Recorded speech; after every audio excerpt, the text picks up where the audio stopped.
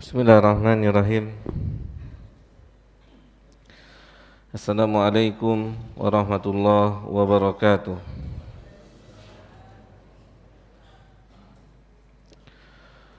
Alhamdulillahi rabbil alamin.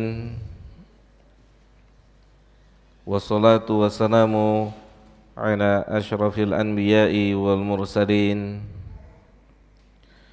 nabiyina Muhammadin wa ala alihi wa ashabihi wa man sara ala nahjihi ila yaumiddin, amma ba'd. Segala puji milik Allah Subhanahu wa taala, Rabb semesta alam, yang memberikan kita kenikmatan yang sangat banyak sekali. Dan di antara nikmat Allah yang sangat besar yang kita patut bersyukur kepadanya adalah nikmat dikumpulkan oleh Allah di salah satu rumahnya, di masjid, dalam rangka mendekatkan diri kita pada Allah Subhanahu wa taala lewat jalan belajar ilmu agama. Ini adalah nikmat yang besar yang patut kita bersyukur pada Allah atas nikmat ini. Apa alasan nikmat ini menjadi nikmat yang besar? Karena di balik kenikmatan ini banyak keutamaan yang sangat besar yang Allah persiapkan untuk orang-orang yang mendapatkan kenikmatan ini, yakni kenikmatan yang Allah janjikan untuk para penuntut ilmu agama atau pelajar ilmu agama.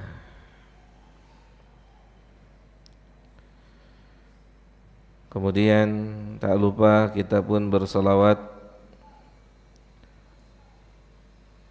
kepada Nabi kita Muhammad sallallahu alaihi wasallam, kepada keluarganya, kepada para sahabatnya, dan kepada siapa saja dari umatnya yang berusaha untuk mengikuti ajaran beliau sampai hari kiamat nanti. Jemaah yang dimuliakan oleh Allah Subhanahu wa taala, pada kesempatan kali ini insyaallah taala kita akan mempelajari beberapa hadis-hadis Nabi kita Muhammad sallallahu alaihi wasallam dan tentunya ayat-ayat Al-Qur'anul Karim.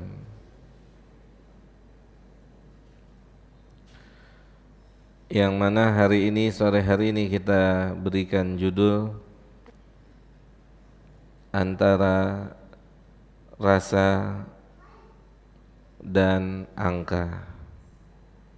Antara rasa dan angka. Hal ini berkaitan dengan kebahagiaan. Hal ini berkaitan atau berhubungan dengan kebahagiaan. Apakah kebahagiaan berkaitan dengan angka atau kebahagiaan berkaitan dengan ras? Tentunya sebagian manusia menyatakan kebahagiaan berhubungan dengan angka. Semakin banyak angka, maka sebagian manusia menduga akan menjadi semakin berbahagia, dan semakin sedikit angka, maka manusia pun menduga itu adalah pertanda ketidakbahagiaan atau kurang bahagia. Maka pada kesempatan sore hari ini kita akan melihat bagaimana keterangan Allah dan Rasul-Nya tentang kebahagiaan itu, tentang kebahagiaan. Dalam sebuah hadis Nabi kita Muhammad sallallahu alaihi wasallam bersabda, hadis yang dikeluarkan oleh Imam At-Tirmidzi, Imam Ahmad, dari sahabat Fadalah bin Ubaid, dari sahabat Fadalah bin Ubaid.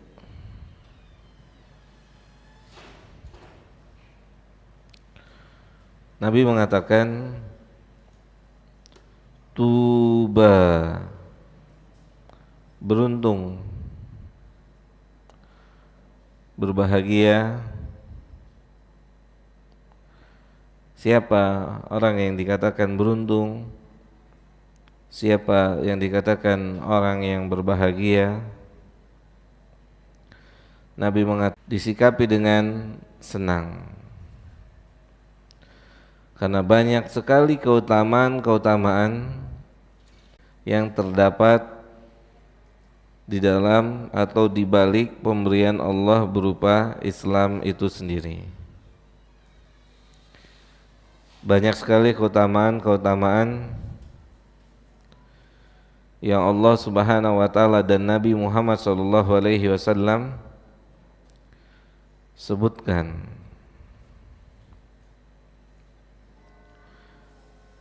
Di antara keutamaan Islam yang mungkin hari ini belum terrealisasi, yaitu Nabi mengatakan sallallahu alaihi wasallam, orang-orang atau siapapun yang telah mengucapkan kalimat atau syahadataini, dua kalimat syahadat, Nabi mengatakan asoma minni, maka mereka itu terlindungi dari saya. Apanya? Hartanya. Kemudian irdihi, kehormatannya terlindungi, terjaga. Cuma laqaddarallah, kita hidup di masa yang belum mendapatkan ini. Masa ini pernah ada, masa orang hidup di bawah kenyamanan sebagai seorang Islam atau Muslim, hartanya terlindungi, kehormatannya terjaga, dan seterusnya. Dan masa ini akan kembali lagi suatu hari nanti. Ya, bahkan dahsyatnya agama ini, Nabi mengatakan, man qatala mu'ahadan, siapa yang membunuh orang kafir yang terikat perjanjian dengan orang Islam, kata Nabi apa? Lam yarih, dia tidak, itu posisinya membunuh orang kafir. Bagaimana lagi kalau membunuh orang muslim? Itu keutamaan yang pertama dari keutamaan Islam yang seharusnya orang ketika ditakdirkan jadi muslim berbahagia. Bahagia. Bahagia.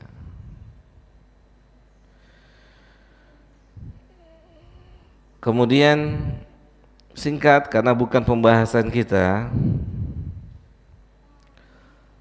singkat saja. Allah Jalla Jalaluhu mengatakan kepada kita sebagai seorang muslim,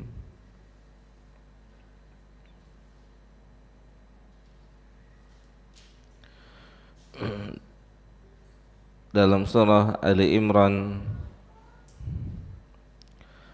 ayat 139,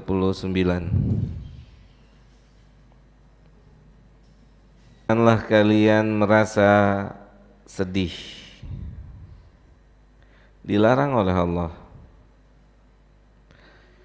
Enggak boleh merasa lemah, enggak boleh merasa sedih. Terus kenapa dilarang? Kata Allah apa? Orang lemah, orang sedih biasanya identik dengan apa, Pak? Identik dengan apa? Apa? Halu. Oh ya. Apalagi kira-kira? Orang lemah, orang merasa lemah, merasa sedih, selain itu apa? Merasa kecil, kurang, betul nggak? Itu bukan, Pak? Iya, biasanya gitu. Merasa kurang. Intinya poinnya itu. Poinnya itu. Merasa kurang dan semisalnya. Sehingga membuat dia apa? Lemah, merasa lemah, kemudian merasa bersedih.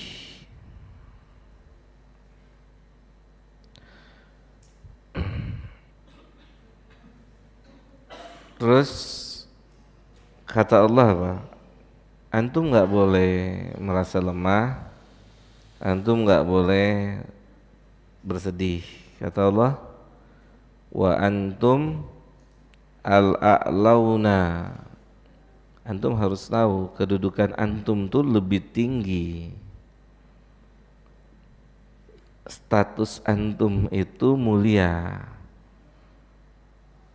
Status antum sebagai muslim, sebagai mukmin itu mulia. Subhanallah.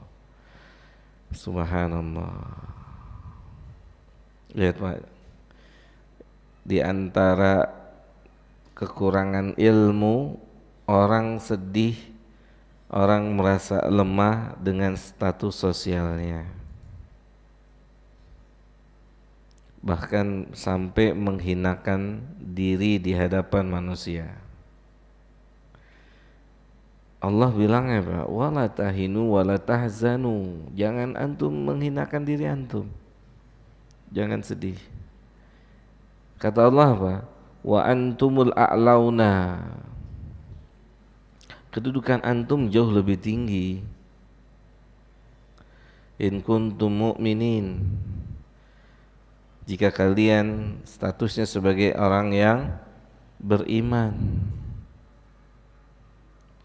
Walaupun secara status sosial mungkin statusnya bawahan, bukan atasan. Enggak boleh menghinakan, merendahkan diri. Karena orang-orang yang beriman, ya, orang-orang yang beriman itu punya nikmat yang besar, Pak. Punya kenikmatan yang besar, kan sulitnya beribadah. Pernah enggak? Mau sholat susah, berat gitu ya. mau qiyamul lail berat, mau puasa Senin Kamis berat. Pernah nggak ngerasain itu? Pernah ya Pak ya? Pernah kita, setiap kita pernah ngerasain itu. Terus apa namanya tindakan kita? Apakah kita melakukan usaha-usaha agar ibadah itu mudah? Seharusnya melakukan usaha-usaha agar ibadah itu mudah. Sama serupa orang-orang yang diberikan oleh Allah kemewahan dunia, tapi tidak diberikan oleh Allah kenikmatan ibadah. Nih, mereka mungkin antum kita kira mereka senang bahagia gitu ya dengan nikmat yang mereka punya. Tapi ketika mereka sampai satu titik, mereka tidak memiliki nikmat yang diberikan oleh Allah kepada orang yang bisa mentaatinya. Pernah nggak antum berada di satu masa yang cuma jadi penonton orang sholat? Pernah nggak Pak satu dalam kehidupan Bapak ngalamin dulu pernah mau sholat aja susah, padahal temen udah ngajak-ngajak sholat, mau kajian aja susah, padahal tempatnya deket banget. Pernah nggak ngalamin satu masa itu? Pernah? Taib. Kita cuman jadi penonton. Saudara kita sholatnya tepat waktu, ngajinya rajin, baca Qur'annya rajin, kita cuman jadi penonton. Antum kira gampang? Gampang apa mudah? Makanya jamaah yang dimuliakan oleh Allah Subhanahu wa taala, kita akan lihat antara rasa dan angka.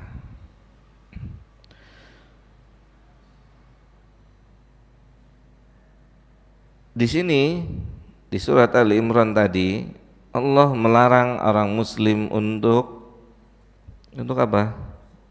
Sedih dan merasa lemah. Bahkan ada amanah dari Allah yang dibaca setelah makan, pingsan lagi sholat. Sahabat Nabi ada 6 hari juga ada, 6 hari nggak makan, berdirinya goyang, miring. 6 hari Pak, pucet, nggak makan, nggak minum. 6 hari. Abu Hudzafah As-Sahmi namanya. Saat dia ditawan, ya 6 hari nggak dikasih makan. Subhanallah. Tapi tetap bahagia jadi orang Muslim, jadi tetap bahagia. Tuh. Makanya nanti kita bicara angka atau rasa. Islam itu bicara rasa.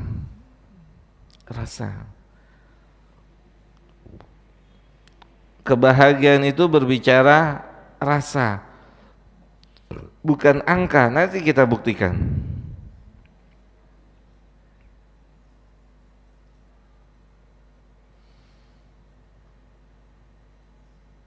Orang Islam yang sehat, bukan fisiknya Pak, sehat batiniahnya,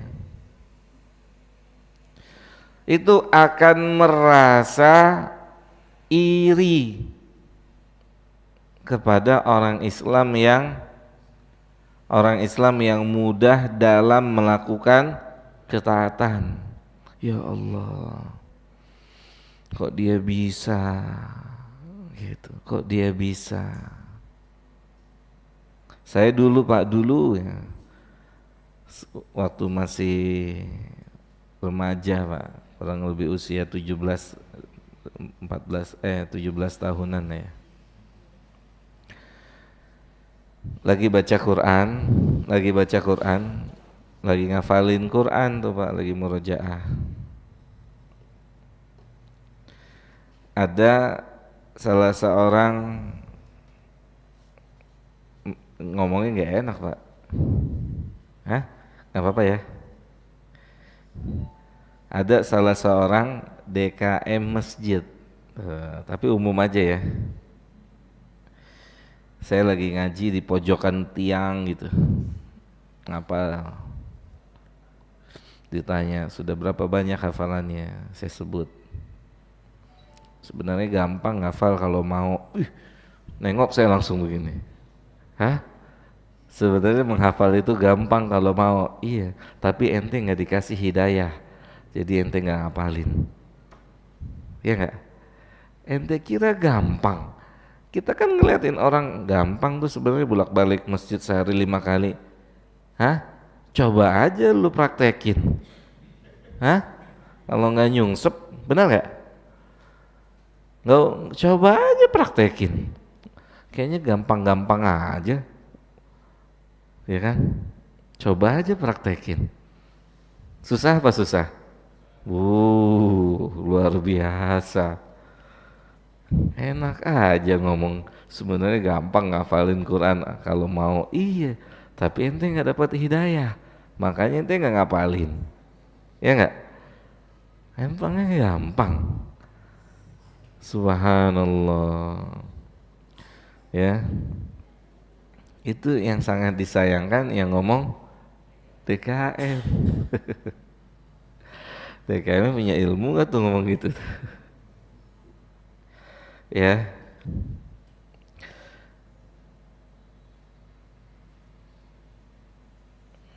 Kemudian lihat kelanjutan hadisnya, Nabi katakan wa kana aishuhu kafafan, dan kehidupan kesehariannya itu hanya sebatas cukup, hanya sebatas sampai cukup, bisa menerima apa yang Allah berikan, apa yang Allah tetapkan,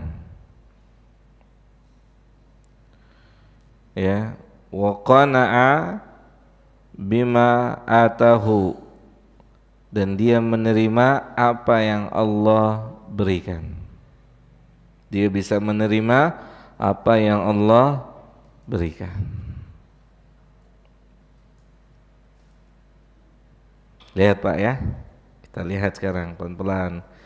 Mudah-mudahan Allah kasih pemahaman buat kita.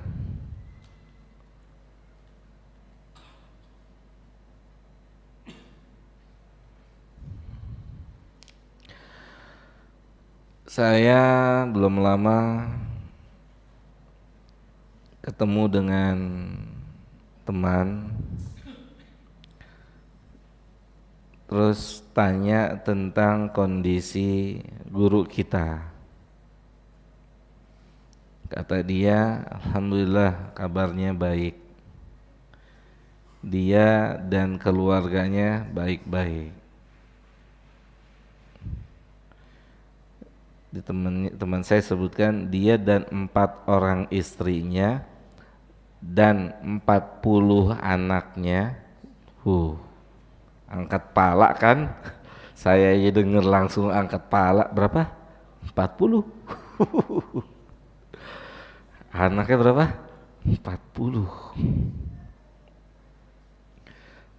Syekh dalam kondisi sehat walafiat. Masya Allah, 40 dari 4 orang istri. Subhanallah. Kalau dipikir-pikir harusnya nyungsep tuh 40 anaknya tuh. Hah? Iya kan? Benar nggak? Tapi kan bukan soal angka, soal rasa. Bagaimana menikmati punya banyak anak. Ada nggak yang punya anak satu ribut mulu sama bininya?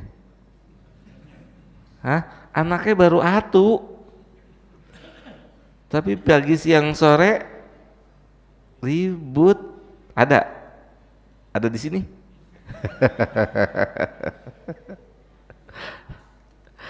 Satu, anaknya satu. Subhanallah. Ya, lihat nih.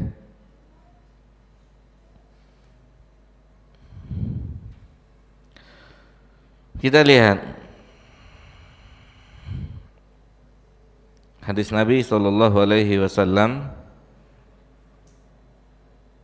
yang dikeluarkan oleh Imam Al-Bukhari dan Imam Muslim dari sahabat Abu Hurairah. Nabi bilang, laisal gina an kasratil aradi,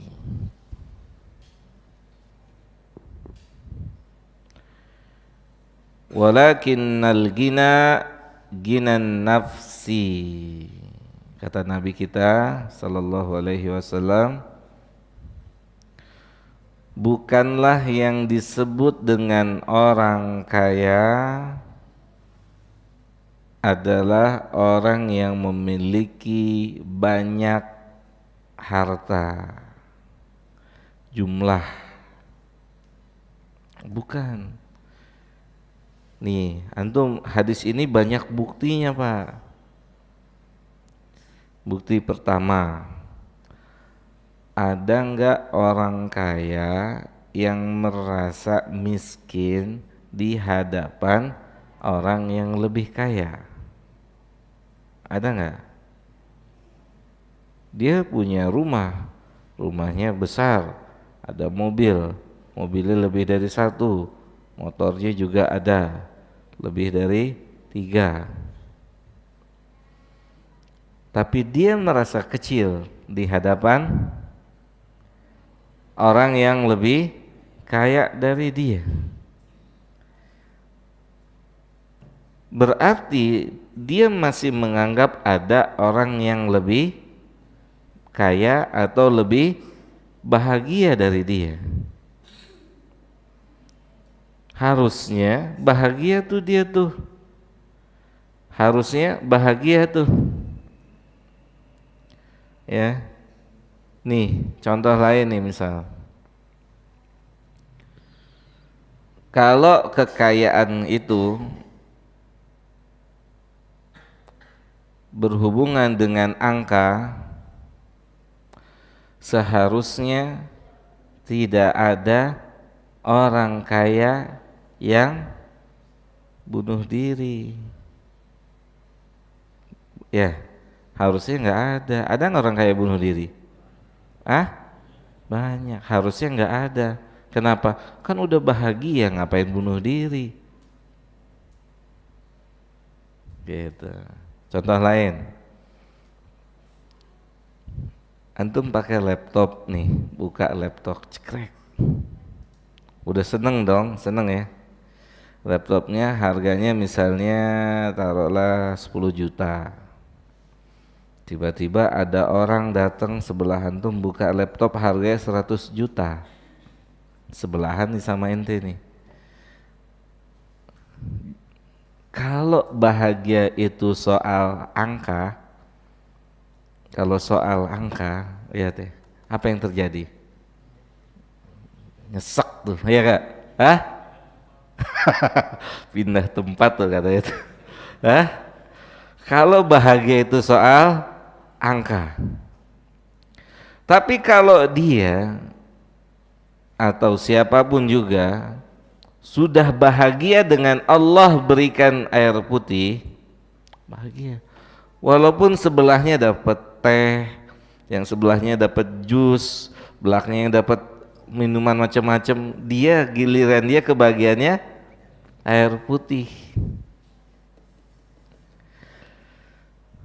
Senep gitu. Hah? Gimana Pak?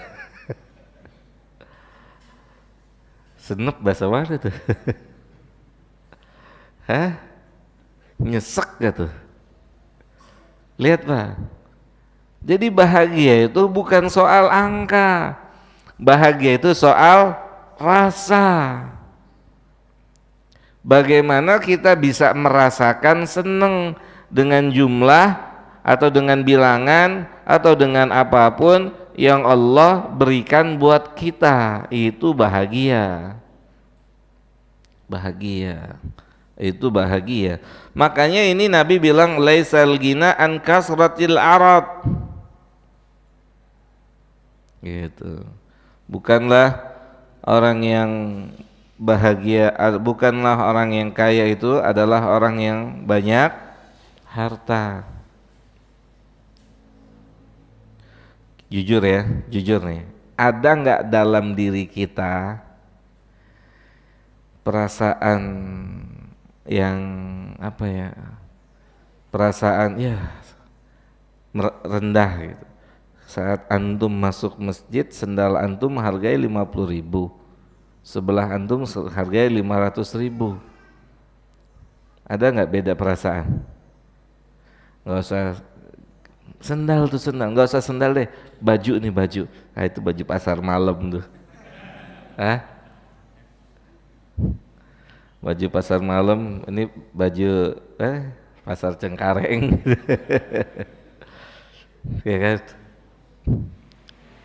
Ada nggak perasaan kayak gitu? Ada? Ada Pak, ada. Berarti belum bahagia tuh, belum bahagia.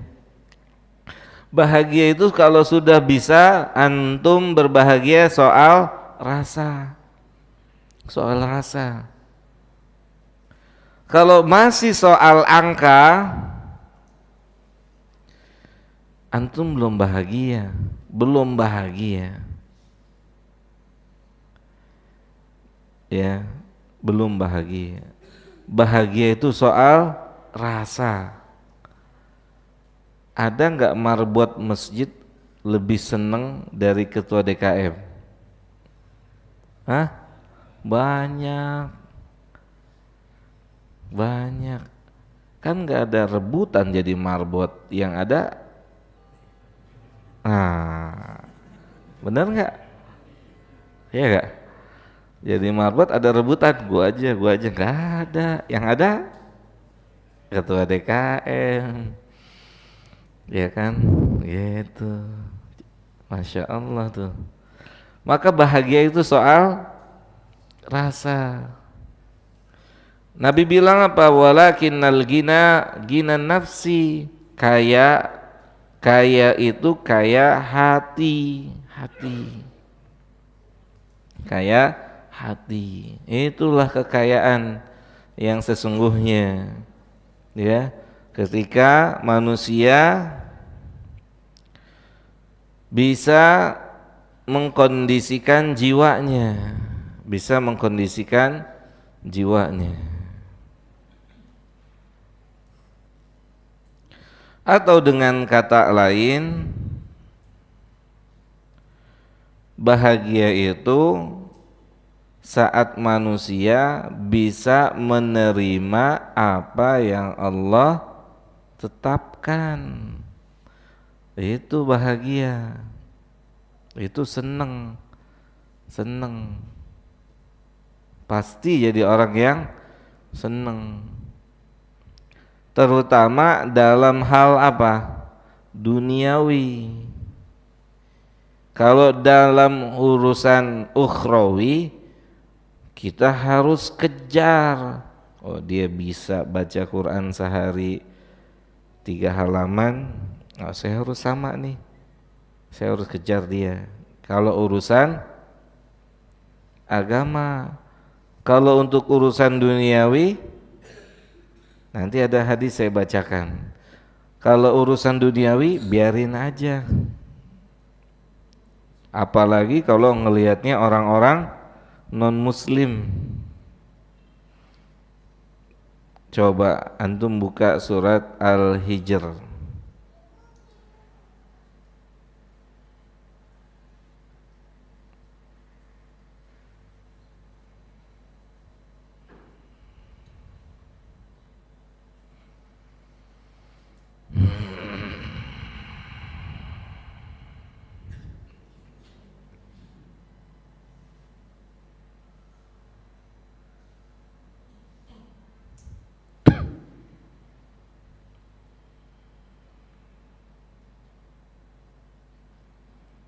Ayat yang ketiga.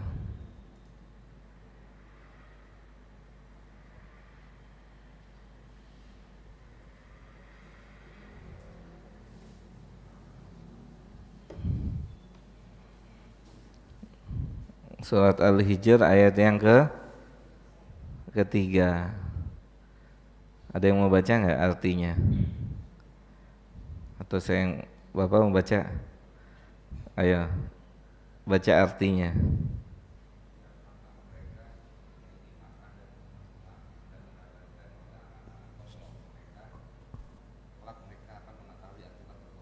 Nih Pak, ini kata Allah, kita kalau ngelihat orang kafir dengan kemewahannya, rumah bisa di atas laut tuh, deket tuh situ, ya. Hah? Rumah di atas laut. Kata Allah, biarin aja. Peduli amat. Pusing-pusing amat. Antum kita jadi orang Islam, fokus aja beribadah bagaimana masuk surga. Lihat Allah bilang apa? Dzarhum ya'kulu wa yatamatta'u. Biar aja mereka makan-makan. Makanan mereka itu bisa gaji kita sebulan, Pak. Hah? Benar gak? Sekali makannya mereka masuk restoran itu gaji siapa? Gaji kita sebulan tuh. Bahkan bisa lebih. Benar gak? Hah? Mereka tuh kalau makan, Pak, masuk restoran, ngelian tuh. Saya tahu dari mana? Tahu dari kasir, Pak. Kasirnya kan orang Muslim ya, Pak. Sekali makan jeder gitu. Kata kasirnya, ini gaji gue sebulan. Kata kasirnya, ini gaji gue sebulan. Dia sekali makan. Kalau nggak punya ilmu, ngiri nggak? Ngiri. Aduh, nasib gue sengsara amat ya. Benar nggak, Pak? Ngiri. Makanya belajar. Lihat, Allah bilang apa? Darhum, biarin aja. Gak usah dipusingin. Memang kita nggak boleh ngelihat yang ke atas kan gitu. Darhum ya'kulu wa yatammata'u. Kalau antum lihat kendaraan dia, ya, perhiasan dia, minder, Pak. Minder nggak? Minder.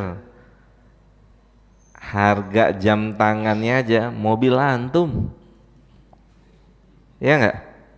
Benar nggak? Harga jam tangannya aja itu mobil kita, Pak.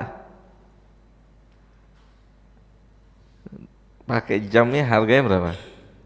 900 juta, 800 juta. Berarti harga mobil kita ya? Atau lebih mahalan jamnya? Hah? Gimana? Ya? Dia pakai Rolex misalnya kan? Ngeri, Pak. Ya. Harga jamnya aja tuh sama mobil kita, mahalan jamnya tuh. Subhanallah. Allah bilang biarin aja. Ngapain dipusingin gitu. Nanti saya bacakan hadisnya. Kita baca. Ini alhamdulillah segala puji milik Allah. Allah berikan kita kesempatan belajar ilmu agama. Sedih nggak orang Islam? Sedih sebagiannya, terutama yang nggak belajar. Ya, sedih nggak? Ya Allah, pagar rumahnya seharga rumah kita. Itu pagernya doang. Hah? Betul lah? Yes. Tahu dari mana? Dari satpamnya. Subhanallah. Kalau nggak punya iman, nggak punya ilmu, sedih tuh, sedih tuh. Akhirnya merasa lemah, menghinakan diri di hadapan mereka. Nggak boleh, kan Allah bilang, wala tahinu, wala tahzanu, wa antumul a'launa, antum lebih tinggi dari mereka kedudukannya. Gitu, antum lebih tinggi kedudukannya dari mereka.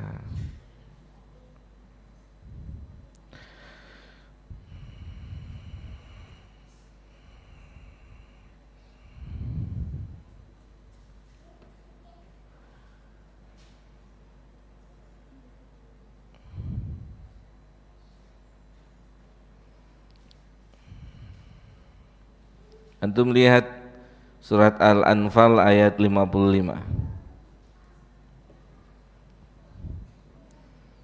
Surat Al-Anfal ayat 55.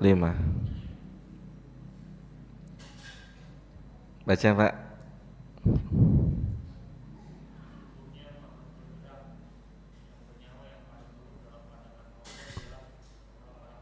Bu, lihat.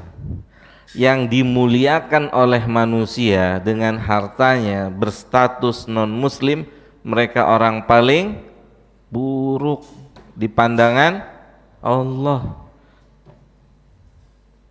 Allah. Makanya nggak ada istilah orang non muslim lebih baik dari orang muslim. Salah, 100% salah. Gitu. Gak ada Pak. Sebejat-bejatnya orang muslim, dia lebih baik dari sebaik-baiknya orang kafir. Karena keislamannya pemberian yang besar dari Allah, tetap berpeluang diampuni dosanya. Sahih? Gitu Pak. Gak ada istilah itu Pak. Allah yang bilang, seburuk-buruknya makhluk siapa?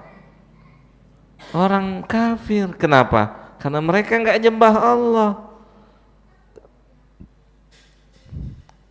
Tapi oleh orang Islam yang nggak punya ilmu, diapain mereka? Disembah, dielu-elukan. Kayak dia dong, punya ini, punya itu, punya ini, punya itu. Benar nggak? Kayak dia dong, begini, begitu, begini, begitu. Ya subhanallah. Itulah sebab tidak belajar agama. Orang, kenapa antum mencontoh orang yang dikatakan lebih buruk atau orang yang paling buruk, makhluk yang paling buruk?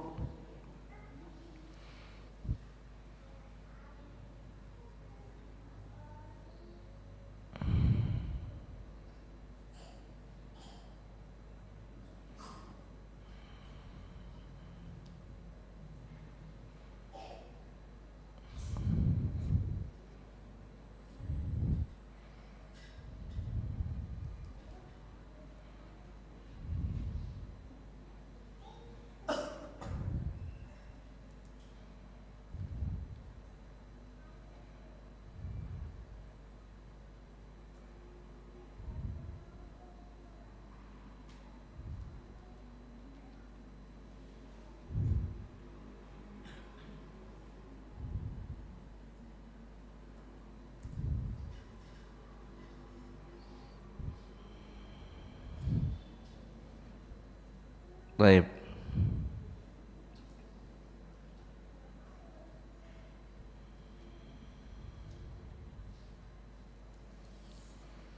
Jadi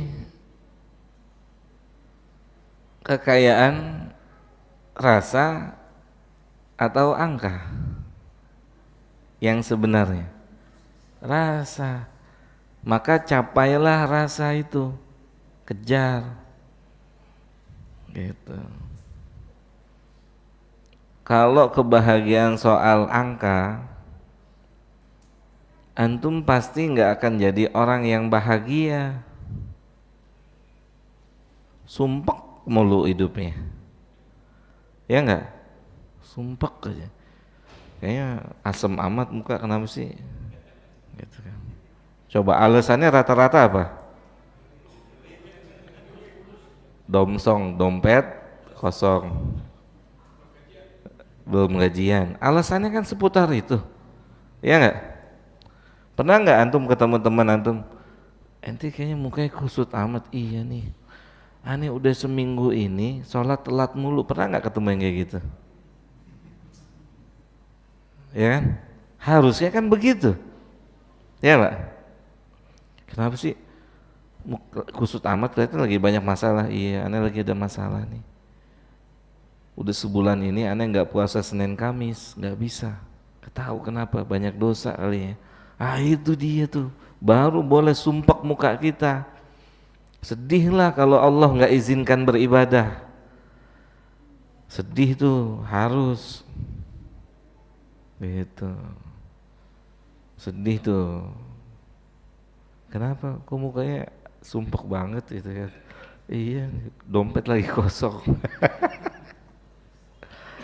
Nggak akan bahagia jemaah, nggak akan. Nggak akan. Antum mau bahagia kan hidup? Setiap kita mau bahagia hidup, benar? Capai kebahagiaan itu dengan rasa. Jangan dengan angka, rasa. Miliki itu bahagia antum. Nabi punya apa dalam hidup? Hah? Nabi kita punya apa? Sahih?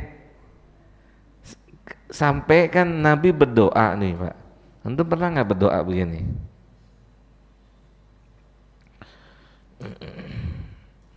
Nabi doanya gini Pak. Doanya diriwayatkan oleh Imam Bukhari dari sahabat Abu Hurairah. Allahumma rzuq ala Muhammadin kuta. Ya Allah, berikanlah rizki untuk keluarga Muhammad hanya sebatas makan, untuk perkara dunianya. Antum? Mobilnya merek ini ya Allah, tahun segini, keluaran ini, warnanya ini, tuh. Ya enggak? Motornya, rumahnya tipe segini ya Allah, sepatunya. Ini yang diminta Nabi kita, Allahumma rzuq ala Muhammad kuta. Itu Nabi mintanya itu. Ya Allah, berikanlah rizki untuk keluarga Muhammad hanya sebatas buat makan. Itu yang diminta. Karena Nabi orang yang paling paham, semakin orang punya dunia berpotensi jauh dari Allah. Ya enggak? Mau bukti? Kita bukti ini ya, kita buktikan. Orang ingat nih, antum ingat sebelum antum kerja sekarang atau usaha sekarang, antum bisa azan, bisa saf pertama, besok dipanggil kerja atau punya usaha. Kira-kira gimana? Gimana Ahmad Yani? Udah masuk kerja nih, sudah punya usaha nih, kira-kira akan ada masbuk gak? Akan ada telat gak sholatnya? Benar gak? Nyata gak? Lihat, perhatikan tuh. Itu baru jadi pegawai. Hari pertama, hari ke-30 jamak dari zuhur sampai isya. Hah? Ya enggak? Nyata enggak? Jangan macem-macem. emang dunia ini kan manis, manis ya. Kata siapa? Nabi. Nabi yang bilang innama dunya hulwatun, manis. Manis. Hijau, tapi dia beracun. Dia beracun, Pak. Orang nggak sadar nyungsep. Nyungsep. Manis, beracun. Ustadz, berarti kita nggak boleh punya dunia? Boleh, tapi jangan masukin ke hati, pegang di tangan, pegang, jangan masuk ke sini.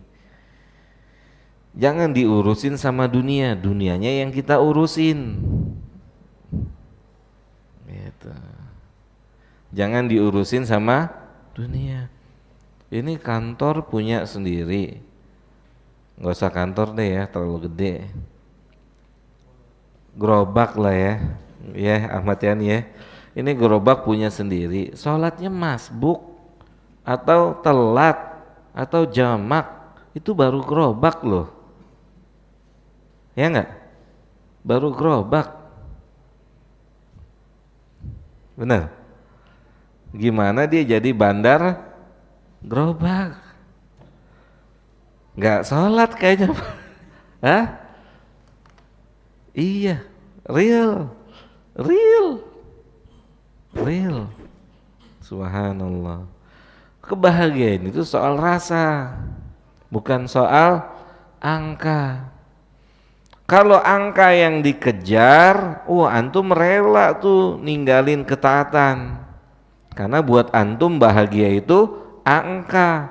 Tapi kalau bahagia itu rasa, antum gak rela tuh kehilangan ketaatan. Enggak, biarin deh kismin gitu, bahasanya gitu. Biarin deh hidup apa adanya.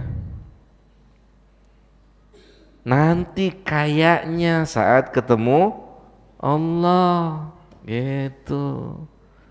Nanti ada waktunya. Sabar. Subhanallah. Kira-kira mulai hari ini ada nggak yang mau praktekin doa ini? Hah? Allahumma rzuq ala Muhammad kuta. Bagaimana mau praktekin saat orang kemewahan dunia kita lihat tiap hari gitu, ya kan? Gitu.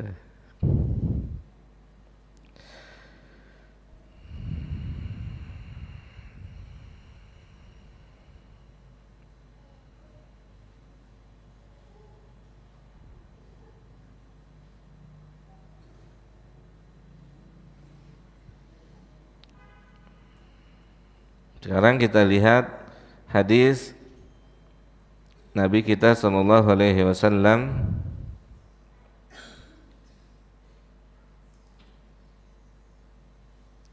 dari sahabat Sa'ad bin Ammarah radhiyallahu anhu. Hadisnya cukup panjang.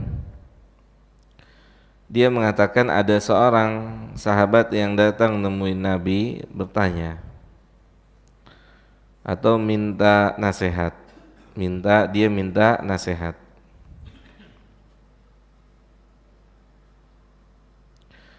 Kemudian disampaikan beberapa nasihat oleh Nabi Muhammad SAW. Di antara nasihatnya berkaitan dengan kajian kita sore hari ini. Kata Nabi pada orang itu,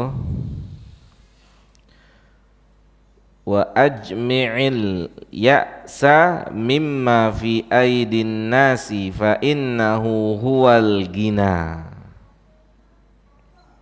Ada beberapa nasihat yang Nabi sampaikan kepada orang itu. Jadi orang itu datang minta nasihat kepada Nabi. Nabi berikan nasihat. Di antara nasihatnya kaitannya dengan kajian kita di sore hari ini. Kata Nabi, putus asalah gitu. Jadi putus asa ada yang dibolehkan. Putus asa terhadap apa yang dimiliki oleh manusia. putus asa. Putus asa terhadap apa yang dimiliki oleh manusia. Ini berlawanan dengan pemikiran sebagian manusia. Kapan kita punya ini dan itu? Sahih? Benar ya? Kapan kalau kita punya ini, punya itu, punya ini, punya itu? Nabi bilangnya suruh putus asa dari apa yang dimiliki oleh manusia. Pak, kalau antum kejar apa yang dimiliki oleh manusia, efeknya apa? Efeknya apa, Pak? Frustasi, habis waktu, habis tenaga, habis pikiran. Entar kalau nggak dapat ujungnya itu frustasi. Nabi bilangnya apa? Wa ajmi'il ya'sa, putus asa antum. Udah cuek, berarti biarin aja. Antum hidup sebagaimana yang Allah berikan aja udah. Untuk perkara dunia, enggak untuk perkara akhirat. Enggak, fastabiqul khairat, untuk urusan akhirat berlomba-lomba. Gitu, berlomba-lomba. Berlomba-lomba. Ini putus asa yang dibolehkan dalam Islam. Nabi bilang putus asa apa yang ada di tangan manusia. Kalau orang sudah punya prinsip hidup begini, ini adalah salah satu peluang. Peluang untuk apa? Untuk dunia datang ngejar antum.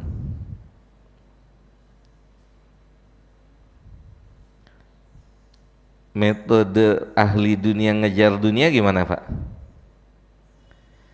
Hah? Metode ahli dunia kejar dunia gimana? Habiskan tenaga, biaya, fikir maksimal. Sahih nggak? Bener nggak? Metode ahli dunia mengejar dunia. Metode yang Nabi kasih kepada orang Islam atau siapa saja yang mau menerima nasihat Nabi terhadap dunia gimana? Pernah dengar ya? Hadis ini sering sekali dibacakan oleh Ustadz Yazid bin Abdul Qadir Jawas. Sering dia ucapin hadis ini. Man kanatid dunya hammuhu, tuh. Siapa saja manusia yang hidupnya tujuannya semua dunia. Tujuannya dunia. Hatta ngajinya tujuannya dunia. Kira-kira dapat makan apa di sini gitu. Dapat minum apa di sini. Jadi semuanya tujuannya dunia. Man kanatid dunya hammuhu farraqallahu amrahu. Nabi bilang apa? Allah akan cerai-beraikan urusannya. Berantakan tuh.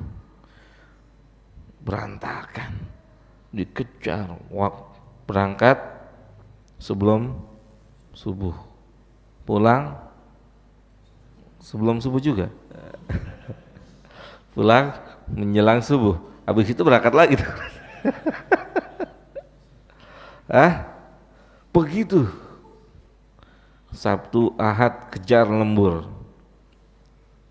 Dibuat berantakan, amburadul sama Allah.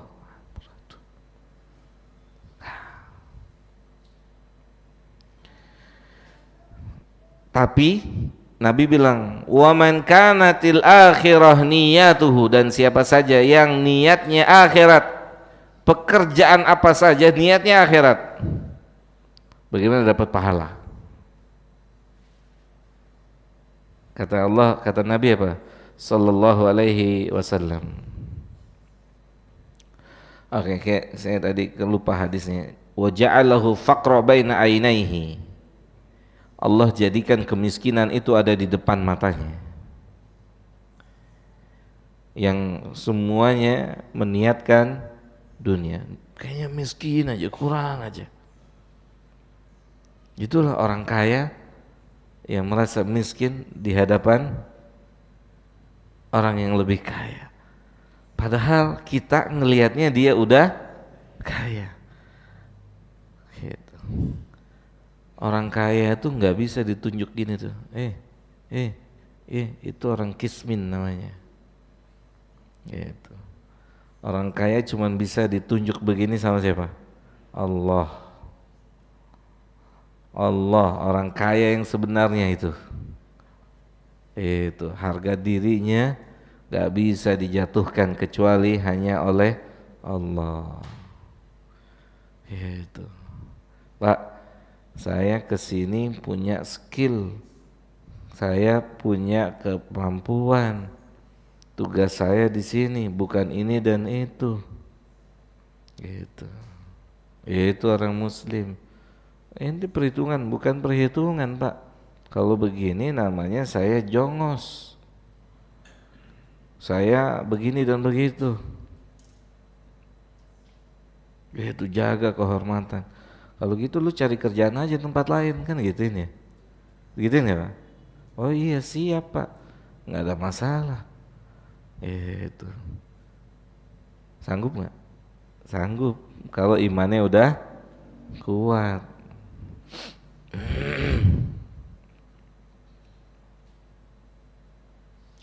Kemudian siapa saja yang meniatkan segala sesuatunya untuk akhirat, ya, di ujung hadisnya Nabi bilang apa?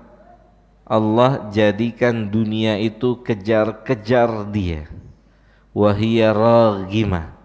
Datang, tapi dicuekin aja, cuekin, bagiin lagi, cuekin, bagiin lagi, datang, bagiin lagi.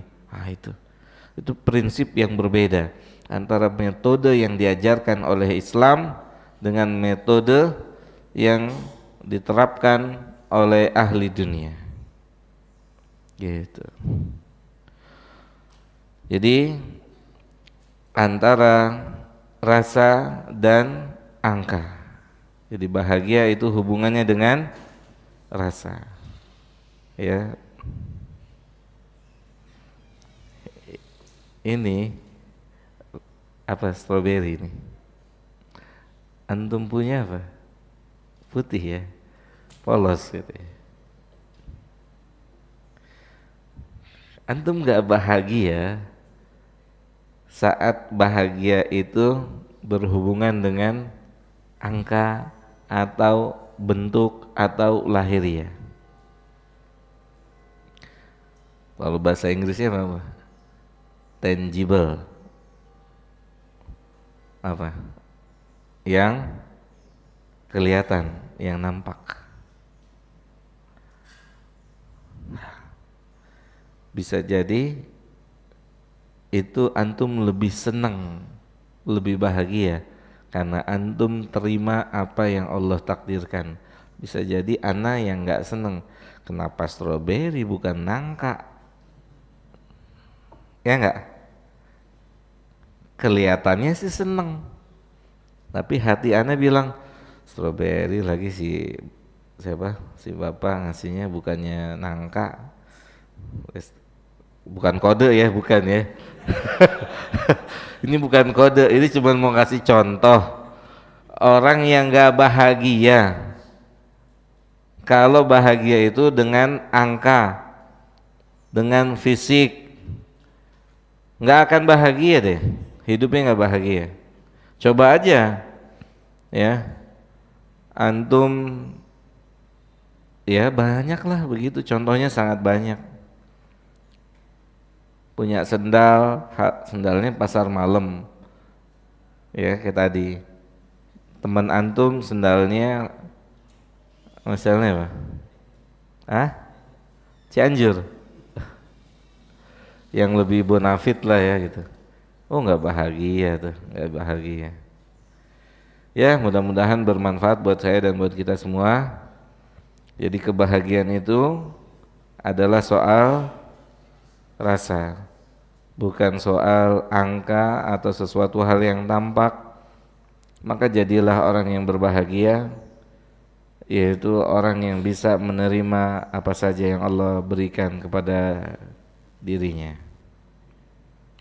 Semoga Allah memberikan kita semua taufik dan hidayah, terutama untuk bisa menjadi manusia yang menerima apa saja, terutama dalam hal apa? Dunia, bukan urusan akhirat ya Pak ya. Kalau untuk urusan akhirat kejar, kejar, kejar. Untuk urusan dunia enggak, ya cukup, udah bahagia. Kalau untuk urusan akhirat kejar. Mudah-mudahan manfaat buat saya dan buat kita semua. Wassallallahu ala nabiyina Muhammadin wa ala alihi wa sahbihi ajma'in. Ada yang mau tanya? Pakai kertas.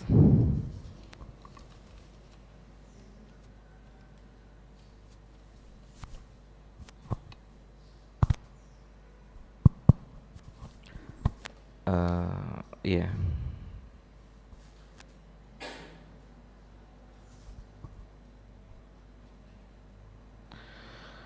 La ilaha illallah.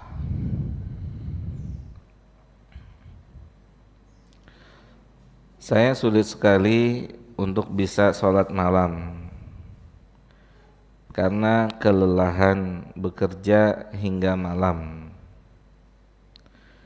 Apakah ini termasuk Allah mencerai-beraikan urusan saya? Dan apakah tanda amal saya tidak diterima? Saya janda dan punya anak-anak asuh yang saya biayai di pesantren. Barakallahu fiik Ustadz, wa fiik barakallah. Baik, baik.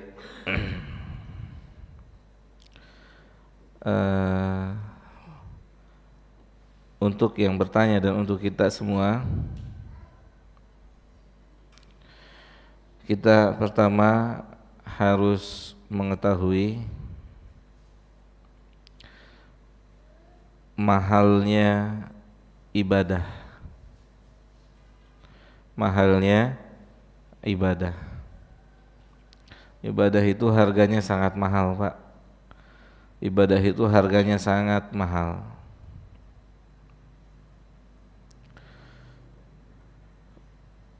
Dan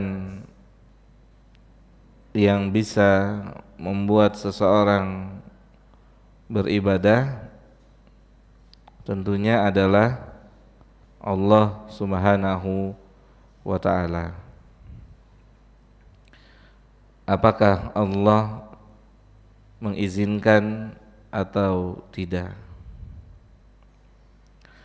Maka para salaf kita ketika mereka ada miss dalam ibadah, kelewat dalam ibadah, salaf kita yang mereka lakukan apa? Bertobat, taubatan nasuha. Bertobat, taubatan nasuha. Sadar atau tidak disadari, ketidakmampuan kita untuk ibadah itu punya peran dosa. Peran utamanya dosa. Secara umum Allah bilang apa? Ma asaba min musibatin, tidaklah tertimpa musibah, kita ketimpa musibah kecuali dengan sebab siapa? Kita sendiri. Dengan sebab perbuatan kita sendiri. Maka menangislah pada Allah Subhanahu wa ta'ala. Menangis sama Allah, minta ampun jujur. Ini saya enggak bicara hanya untuk yang bertanya, tapi saya bicara pada diri saya sendiri dan pada kita semua. Kita ketika hari-hari kita itu enggak maksimal dalam ibadah, maka menangislah pada Allah, minta sama Allah agar bisa maksimal, minta kesempatan sama Allah, minta kesempatan, minta diberikan kesempatan, peluang oleh Allah, minta ampun yang paling utama, karena faktor utama manusia tidak bisa melakukan ketaatan adalah dosa. Faktor utama. Faktor utama seseorang tidak bisa eksis istiqomah dalam apa? Ketaatan, itu peran utama dosa. Itu peran utama dosa. Allah cabut satu-satu. Nas'alullah al-afiyah wassalamah. Ngeri. Maka jangan pernah bermain-main dengan yang namanya dosa. Mungkin sholatnya nggak dicabut tapi nikmatnya nggak ada.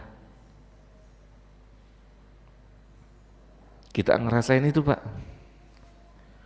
Kita tetap bisa sholat tapi nggak bisa kita dapat konsentrasi.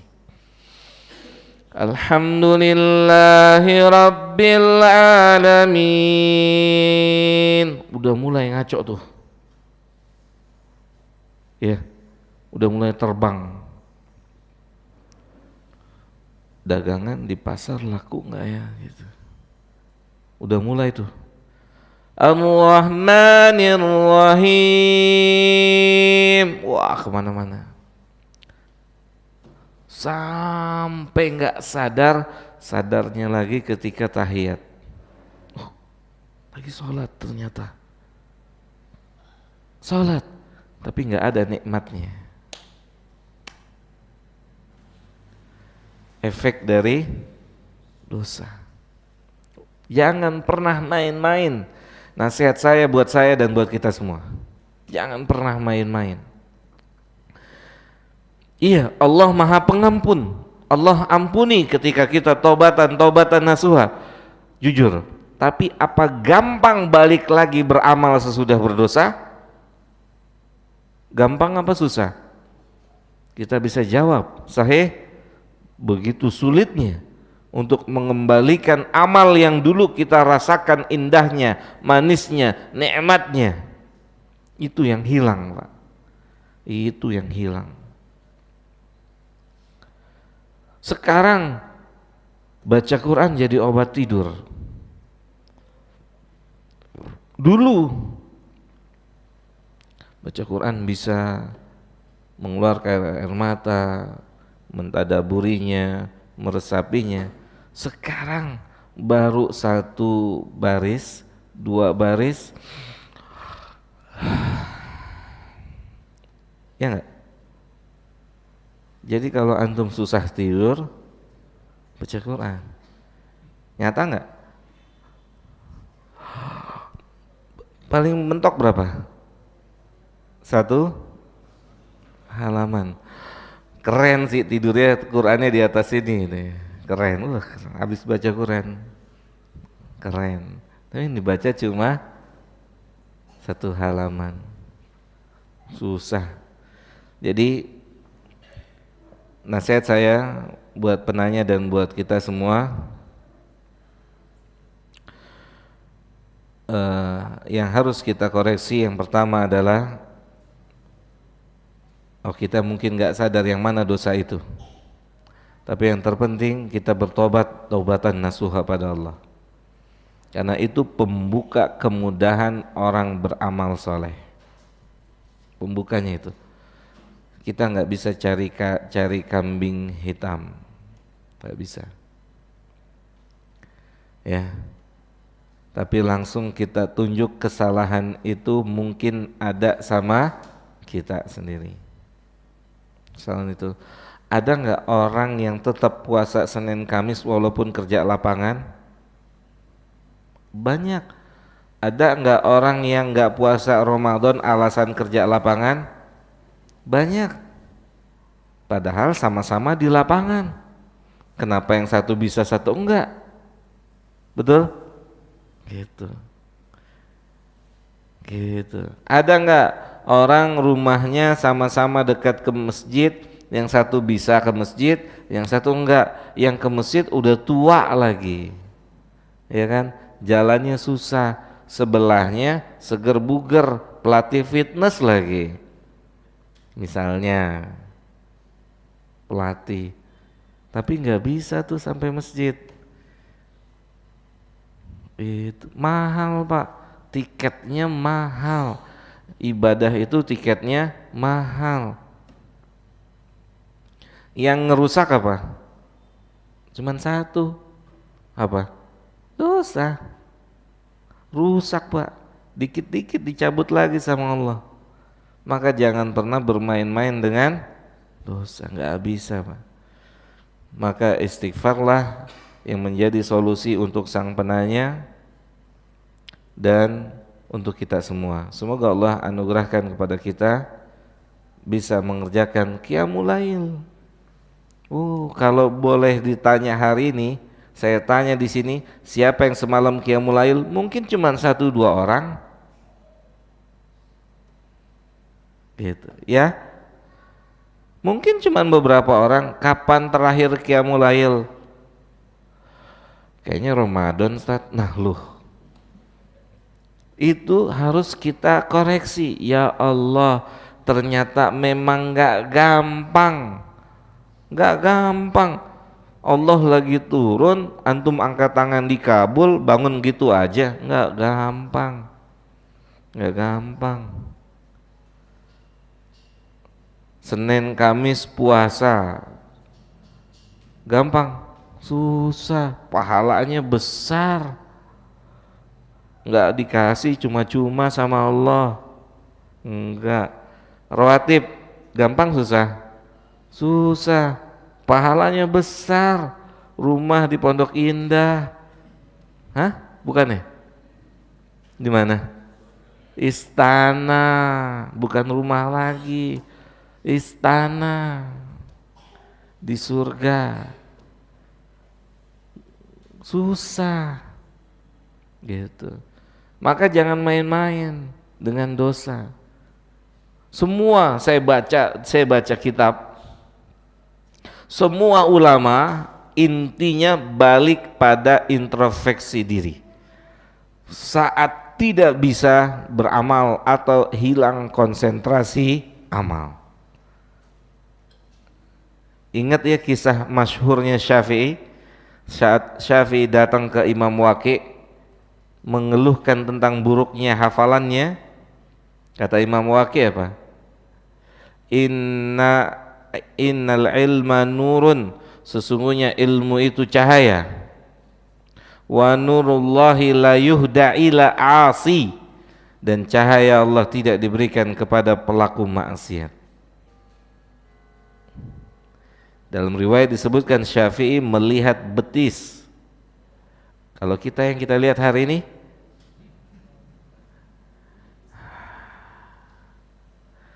dalam riwayat yang lain Syafi'i melihat mata kaki. Terlihat bukan menyengaja, melihat, rusak hafalannya. Rusak. Gitu. Sulit memang. Sulit, sampai ada ya orang Saudi saat diajak ke negara kita berlibur nggak pernah mau, nggak mau dia. Kesini aja nggak mau, apalagi ke negara-negara yang terbuka auratnya, kesini nggak mau. Dia bilang yang jadi masalah, sampai yang nawarin bilang, udah antum bawa istri lah ke Indonesia, nggak apa-apa, dibiayain semua istri antum, anak-anak. Enggak. Yang menjadi masalah diri dia dan lingkungan. Pak, kalau sudah menikmati, kan maksiat kan enak Pak. Kalau sudah menikmati, emang gampang ninggalin? Gampang apa gampang? Susah. Kan udah ngerasain apa? Enak. Mendingan tidak apa? Tidak ngerasain. Kalau sudah ngerasain, lezat. Kalau sudah merasakan lezat, susah. Kecuali dirahmati oleh Allah. Susah. susah. Maka yang ditutup oleh Allah dosanya atau pintu dosanya? Coba. Yang berusaha ditutup oleh Allah dan Rasul dosanya atau pintu dosanya? Hah? Pintunya. Pintunya. Kenapa? Kalau sudah masuk ke sini nggak bisa. Bahkan Nabi SAW itu pernah mengibaratkan dosa, ya. Nabi pernah mengibaratkan dengan sebuah pintu yang Nabi bilang pintunya tidak ada gagangnya. Dosa. Pintunya nggak ada gagangnya. Nabi yang mengatakan, dia pintunya hanya tirai, tirai. Yang jika tertiup angin akan terlihat di balik tirai itu. Itulah dosa. Sangat mudah. Sangat mudah. Itu. Makanya yang dicegah oleh syariat pintunya, jangan didekati. Kalau sudah terbuka tirainya, masuk, terlihatlah keindahan dan kenikmatan dosa. Naudzubillahi min dzalik. Nih ya, saya pernah memberi nasihat ya kepada seseorang dulu untuk meninggalkan dosanya. Dosanya apa? Menjual dirinya. Seorang wanita menjual dirinya. Dia bilang apa? Enggak mungkin gue tinggalin. Orang enak dapat duit. Tuh. Jawabnya gitu. Gimana coba Pak? Udah masuk ke dunia situ. Enak terus dapat uang. La haula wala quwata illa billah. Semoga Allah jaga, semoga Allah lindungi kita dari masuk pintu-pintu itu. Ada lagi yang mau tanya? Kalau nggak ada, kita cukupkan sampai di sini. Semoga kajian ini bermanfaat untuk saya dan untuk kita semua. Dan semoga ibu yang bertanya diberikan taufik dan hidayahnya oleh Allah dalam mengasuh anak-anak asuhnya, dan semoga anak-anak asuhnya diberikan kemudahan dalam belajar ilmu agama di pondok-pondok pesantren sehingga di kemudian hari bisa menjadi anak-anak yang bermanfaat untuk ibu asuh, untuk Islam dan umat Islam. Ini yang bisa kita sampaikan, kurang lebihnya mohon maaf. Wassallallahu ala nabiyina Muhammadin wa ala alihi wa sahbihi ajmain. Subhanakallahumma bihamdika asyhadu an la ilaha illa anta astaghfiruka wa atubu ilaika. Assalamualaikum warahmatullahi wabarakatuh.